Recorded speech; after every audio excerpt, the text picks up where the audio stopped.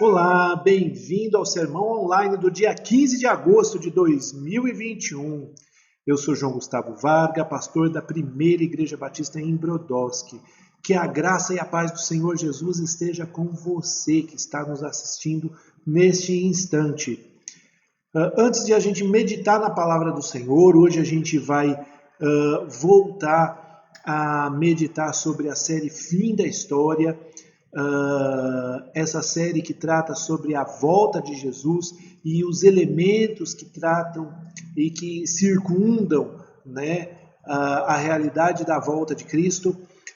Antes de nós falarmos sobre a volta de Jesus, vamos aos nossos recados de sempre, falando um pouquinho sobre as nossas redes sociais, né? O Facebook, a nossa página no Face, o PIBBRO, e também o nosso canal no YouTube, Primeira Igreja Batista em Brodowski. Este sermão online é transmitido tanto em um quanto em outro, e você pode nos acompanhar nos dois, tá joia? Nos assistir em um ou em outro, mas faz a sua inscrição ali nas nossas redes sociais. E também nos acompanha, se você precisar e quiser falar conosco, entre em contato pelo nosso Messenger, que a gente te responde o mais rápido possível, tá bom? Na descrição do vídeo, também a gente vai deixar o link de 3 músicas para você poder ter um momento de adoração com música, cantando, meditando na palavra do Senhor, meditando nas letras, meditando na grandeza do Senhor, nas qualidades que o Senhor, Deus de todo o universo, tem. Ele merece ser louvado, merece ser adorado e merece ser adorado com música, inclusive. Nesse momento, nós vamos adorá-lo ouvindo o que o Espírito Santo de Deus tem a nos dizer. E, portanto, eu convido você a ler junto comigo o texto de 1 Tessalonicenses 4, de 13 a 18. Hoje nós vamos falar, como está escrito aí no vídeo, sobre ressurreição e arrebatamento. E o texto que nós vamos ler diz assim: Irmãos, não queremos que vocês ignorem a verdade a respeito dos que dormem, para que não fiquem tristes como os demais que não têm esperança. Pois se cremos que Jesus morreu e ressuscitou, assim também Deus, mediante Jesus, trará na companhia dele os que dormem. E pela palavra do Senhor ainda lhes declaramos o seguinte: nós, os vivos, os que ficarmos até a vinda do Senhor, de modo nenhum precederemos os que dormem. Porque o Senhor mesmo, dada a sua palavra de ordem, ouvida a voz do arcanjo e ressoada a trombeta de Deus, descerá dos céus e os mortos em Cristo ressuscitarão primeiro. Depois nós, os vivos, que ficarmos, seremos arrebatados juntamente com eles, entre nuvens para o encontro com o Senhor nos ares. E assim estaremos para sempre com o Senhor. Portanto, consolem uns aos outros com estas palavras. Vamos fazer uma oração antes de a gente continuar. Pai querido, nós nos colocamos diante de Ti, Senhor Deus. Nós te pedimos a Tua bênção. Nós precisamos de Ti. Nós precisamos que o Senhor nos guie nesse momento, nos guie nesse vídeo, nessa postagem, Senhor Deus.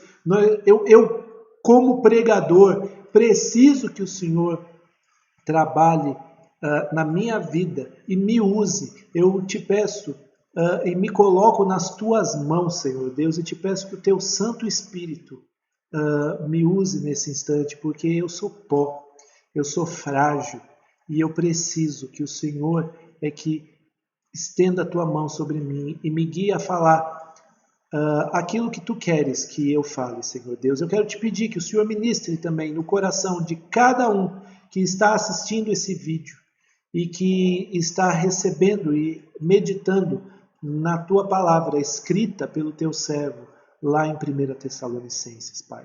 Nós te pedimos por isso no nome santo e bendito do Senhor Jesus, Pai. Amém. Meus queridos, uma vez eu estava num acampamento, eu era um pouquinho mais jovem, e eu estava num acampamento e eu estava falando de quando nós iríamos ressuscitar e que ia ser maravilhoso, e o pessoal ficou olhando para mim com cara de que como se eu fosse um extraterrestre, como se eu estivesse falando a maior das heresias, porque muitos de nós não temos muita ideia de que nós vamos um dia ressuscitar, se nós morrermos em Cristo. É falado muito sobre arrebatamento, é falado muito de que assim, quando nós morrermos nós vamos para o céu, mas a doutrina da ressurreição dos mortos é uma doutrina pouco falada e que merece, na minha opinião, muito mais atenção do que simplesmente aquele estado intermediário, que é o momento em que nós morremos e, como diz o apóstolo Paulo, é infinitamente melhor porque partindo estaremos com Cristo. Mas, quando nós pensamos nisso, pensamos também num momento intermediário. Esse é um momento intermediário, mas não é um momento final, conclusivo para a nossa vida enquanto discípulos de Jesus. O momento conclusivo, um momento pontual, é o momento da ressurreição dos mortos, quando Jesus Cristo nos chamar, aqueles que morreram em Cristo Jesus, e então nós levantarmos das tumbas e nos encontrarmos com Jesus nos ares. Nesse texto que o apóstolo Paulo está falando à igreja na cidade de Tessalônica, a gente precisa entender que eles tiveram um ensinamento rápido do apóstolo Paulo por causa de uma forte perseguição. O apóstolo não pôde ficar lá e, portanto, eles tinham algumas dúvidas sobre a volta de Jesus e alguns medos foram sendo colocados na mente deles, ou porque gente de má fé falou coisas mentirosas para eles, ou porque eles não tinham determinadas informações que não deu tempo de o apóstolo Paulo explicar para eles. Então, por exemplo, essa carta é uma carta que complementa algumas informações que ele, no local, enquanto ele estava na cidade de Tessalônica, não pôde ensinar para os tessalonicenses. E nos parece que a igreja lá tinha medo, porque aguardava a volta de Jesus, mas não sabia o que aconteceria com as pessoas que morreram antes de Jesus voltar. Será que elas estavam perdidas? Será que elas perderam a chance de encontrar Jesus no momento do seu retorno? Era um medo que elas tinham. Será que para a salvação dar certo, para a salvação ser confirmada, você tinha que estar vivo no momento da volta de Jesus? Esse era um medo que eles tinham, porque eles ainda estavam aprendendo da palavra de Deus.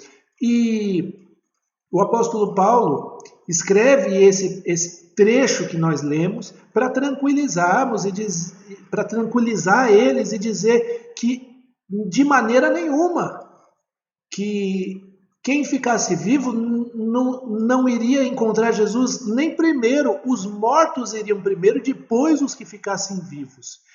Mas ele demonstra aqui um ensinamento muito importante, que é o ensinamento da glorificação. Quando nós falamos da ressurreição dos salvos, daqueles que tiveram uma experiência de salvação com Jesus, quando ele fala do arrebatamento desses salvos, ele está falando de um processo que é o processo crucial nisso tudo, que é a glorificação.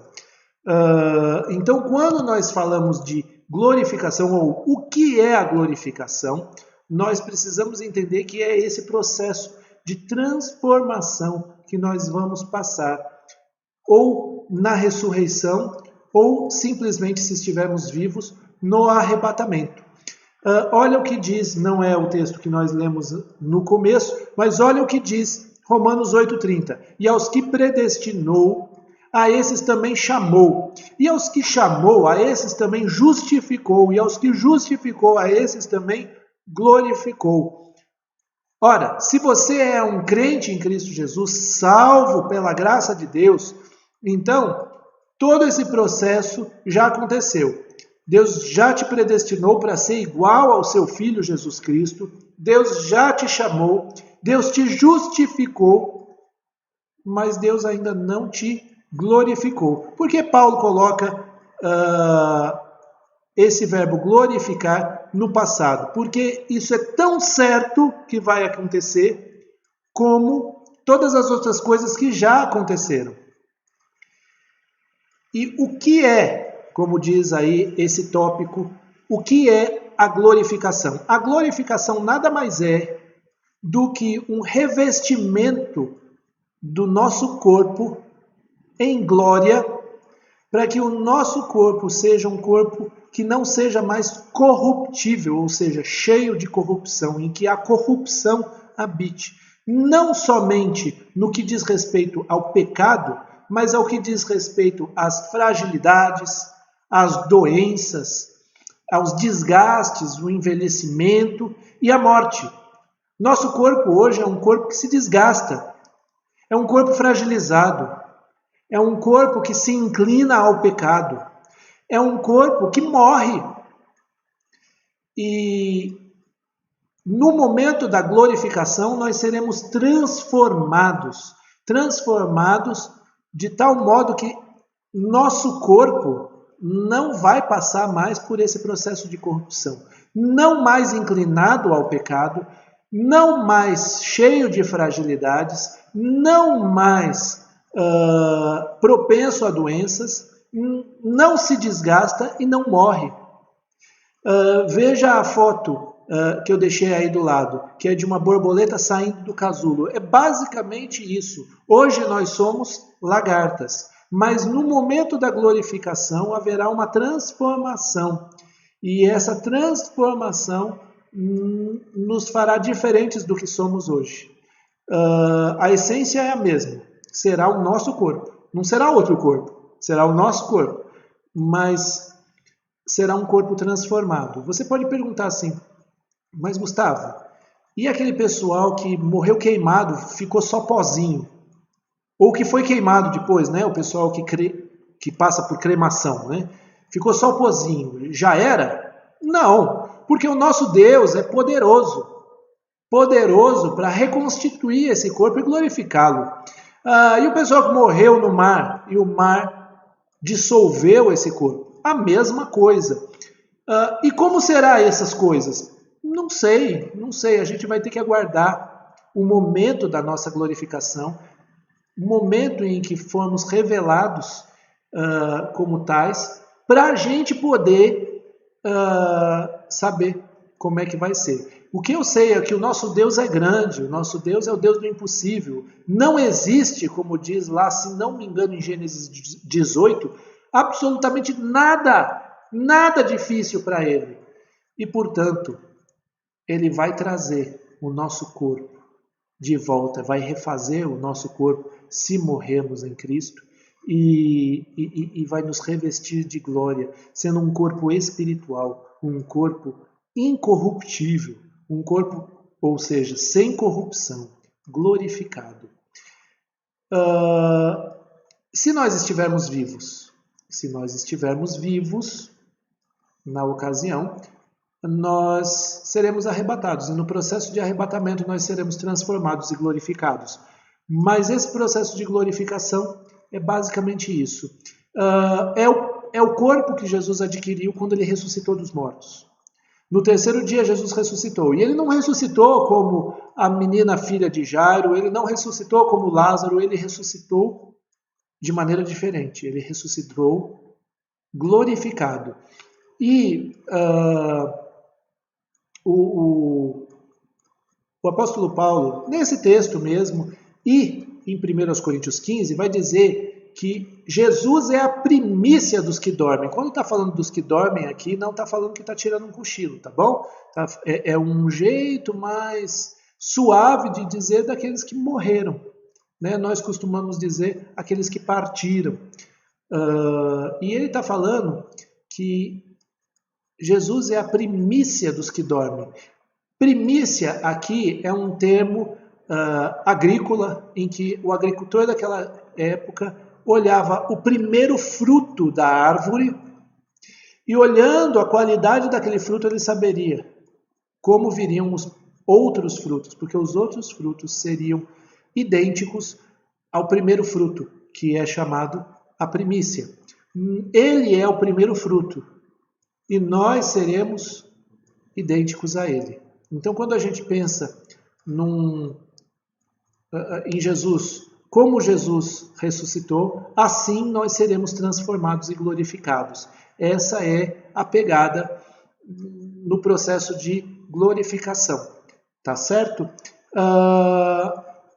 O apóstolo Paulo também diz que quando morremos, é como o grão de trigo que é enterrado, e ele morre, e ele vira o quê? Ele vira a erva, a espiga, ele vira uma nova planta, diferente do grão, mas com aquela mesma essência. Existe uma transformação nisso, e isso é o que envolve a glorificação. Quando e como? Olha só o que diz os versos 16 e 17. Porque o Senhor mesmo descerá dos céus, e os mortos em Cristo ressuscitarão primeiro. Depois nós, os vivos, os que ficarmos, seremos arrebatados juntamente com eles, entre nuvens, para o encontro com o Senhor nos ares. Então, quando? Quando Jesus voltar. E quando Jesus vai voltar? Não sei, ninguém sabe, nós já tratamos disso. Mas a gente sabe que esse momento da nossa glorificação acontecerá quando Jesus voltar. Diz que é um momento glorioso que o apóstolo Paulo descreve aqui. Porque vai dizer assim, que o Senhor vai dar a ordem, o arcanjo vai soar a sua voz, uma trombeta vai soar, então Jesus vai descer. E quando Jesus descer, a igreja vai ser revelada. Como é que a igreja vai ser revelada? O seu povo vai ser revelado. Como isso? Através da glorificação. Um povo glorificado vai aparecer junto com Jesus, tendo encontrado Jesus nos ares. E quando a gente pensa nisso, a gente vai ter que pensar que os mortos, então, os mortos que em Cristo são ressurretos e arrebatados para encontrar Jesus. E aqueles que ficarem e que estiverem vivos na ocasião, eles também vão ser arrebatados logo em seguida. E nesse processo de arrebatamento, eles vão ser glorificados também. E todos estaremos juntos com Cristo Jesus. Essa é a ideia. Esse é o como. Como isso vai acontecer. Detalhes? Não temos detalhes. Nós temos o suficiente para a nossa fé e para a nossa esperança. Porque isso é importante. Isso não aconteceu, Jesus não voltou, meu corpo é um corpo decadente, eu continuo envelhecendo, eu, por exemplo, continuo tendo meus cabelos caindo. E aí? Como a gente lida com isso? Por que isso é importante hoje? Só para a gente debater isso com as pessoas? Não. Vamos ver os versículos 13 e os versículos 18 e a gente vai tirar algumas aplicações para a nossa vida. Irmãos, não queremos que vocês ignorem a verdade a respeito dos que dormem, para que não fiquem tristes como os demais que não têm esperança. 18. Portanto, consolem-se uns aos outros com estas palavras. A primeira coisa que eu quero frisar nesse instante é justamente que poderíamos ser todos A gente poderia todos viver com medo. A gente poderia viver sem saber o futuro e dizer o futuro pertence a Deus e pertence mesmo. Mas Deus nos deu essa mensagem de que Ele vai voltar. E quando Ele voltar, aqueles que morreram e creram nele vão ressuscitar em glória. E aqueles que estiverem vivos quando Ele voltar e creram nele, vão ser arrebatados e serão transformados em glória. Porque isso nos gera esperança. Isso diz que não importa o que esteja acontecendo conosco nesse instante, o nosso futuro é bom e o nosso final é feliz, não importa o que aconteça, o nosso final é feliz.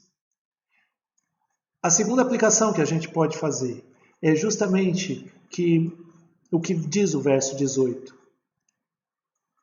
Meus queridos, consolem-se uns aos outros com essas palavras. Nós perdemos tanta gente nesse 1 ano e meio. Descrentes e salvos. Mas muitos salvos foram perdidos por conta da Covid, por conta de tantas outras coisas. Perdemos tantos irmãos queridos. E às vezes a dor nos inunda e a saudade bate violentamente em nós. Mas a gente pode encontrar consolo no fato de que não é um adeus, é um até logo. Um dia eu vou encontrar essa pessoa que eu perdi. Um dia eu vou revê-la. Um dia ela estará com o corpo dela de volta, glorificado, sem dor, sem doença, sem envelhecimento, sem a possibilidade de morrer de novo. E eu, da mesma forma, vou reencontrá-la, para nós vivermos com Jesus por toda a eternidade. A saudade pode bater hoje, mas ela não é definitiva, porque não existe entre nós, irmãos em Cristo, um adeus. Existe um até logo, para um reencontro por toda a eternidade. Uma terceira aplicação que eu quero frisar para você esta noite é que poderíamos viver como espíritos, vagando por toda a eternidade, junto com Deus, que é espírito, e os anjos, que são espíritos. Existiria problema com isso? Nenhum! Mas Deus determinou que seres humanos tenham um corpo. E, portanto, seres humanos sem corpo são seres humanos incompletos. Sabe todo mundo que já morreu e que está com Jesus? Eles estão com Jesus, mas eles estão incompletos, porque eles precisam do corpo deles. E Deus trará o corpo deles de volta. E se nós morrermos, e morrermos com Cristo, claro, né? Deus trará o nosso corpo de volta. Mas, olha que coisa. Se Deus se preocupou tanto com o nosso corpo, de refazer o nosso corpo, de nos ressuscitar o nosso corpo, então o nosso corpo é importante. E se é importante para Deus, precisa ser importante para nós, e nós precisamos cuidar do nosso corpo. Nós precisamos zelar pelo nosso corpo. Nós precisamos zelar pelo que a gente faz com o nosso corpo, porque se o nosso corpo glorificado é um corpo em santidade, não inclinado ao mal ou ao pecado, porque não é um corpo corruptível, corrupto, então a gente precisa zelar pela santidade no nosso corpo. O que a gente faz deve ser santo perante o Senhor. Porque, convenhamos, hoje você está vivo, aqui nesta terra. Você não faz nada fora deste corpo. Eu vou deixar o corpo aqui, vou fazer um negócio ali. Não, você não faz isso. Cuidado com como você usa o seu corpo. Por fim, Talvez você que esteja me escutando, me assistindo, talvez você não tenha se decidido pelo Senhor Jesus, não tenha entregue a sua vida e não tenha recebido a salvação. Eu quero que você entenda que esse final não te pertence ainda, mas pode te pertencer. E por isso eu faço um convite: creia no Senhor Jesus, arrependa-se do seu pecado, entrega a sua vida nas mãos de Jesus Cristo de Nazaré, o Salvador, e receba a salvação com todo esse futuro. Para quem já recebeu, voltando, eu quero que você entenda que a nossa vida terrena não se compara a tudo isso que nós vamos receber e muito mais. Então, não reduza a sua vida com Cristo, a sua rotina, as suas contas para pagar, os seus problemas pessoais, as suas dores. Não reduza. A sua história é muito mais, muito mais do que o que você está vivendo hoje. Lembre-se disso. A sua história é muito mais, muito maior do que isso. Tá bom? E quem não se entregou para Jesus, se entregue. Isso é definitivo. Isso é importante. E eu não posso deixar de falar isso para você. Vamos orar? Pai querido, eu quero colocar diante de Ti a vida de cada um que está nos assistindo nesse instante.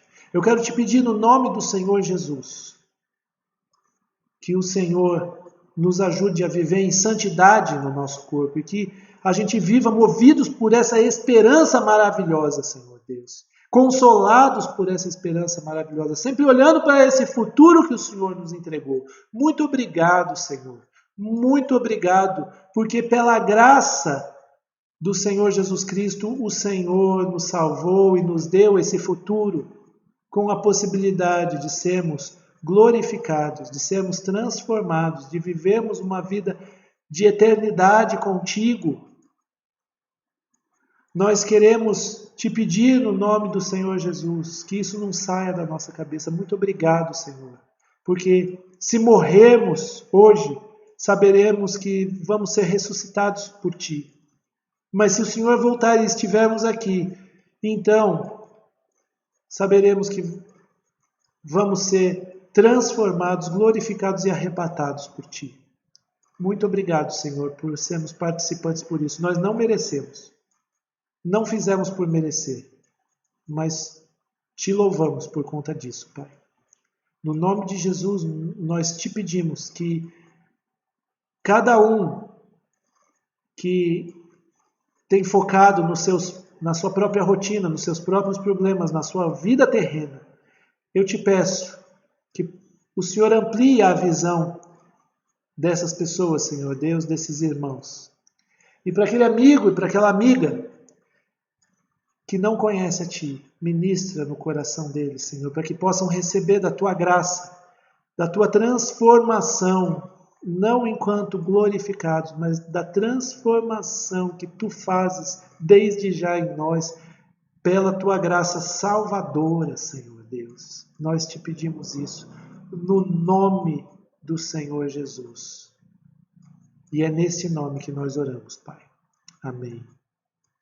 Meus queridos, nós estamos chegando ao começo desta semana e, portanto, eu digo para vocês, vão a esse mundo perdido para serem bênção no mundo ao redor de vocês, sempre cheios da esperança de um futuro glorioso que o Senhor Deus reserva para vocês. Que Deus abençoe. Levem esperança aonde quer que vocês vão. Deus abençoe cada um de vocês. Boa semana.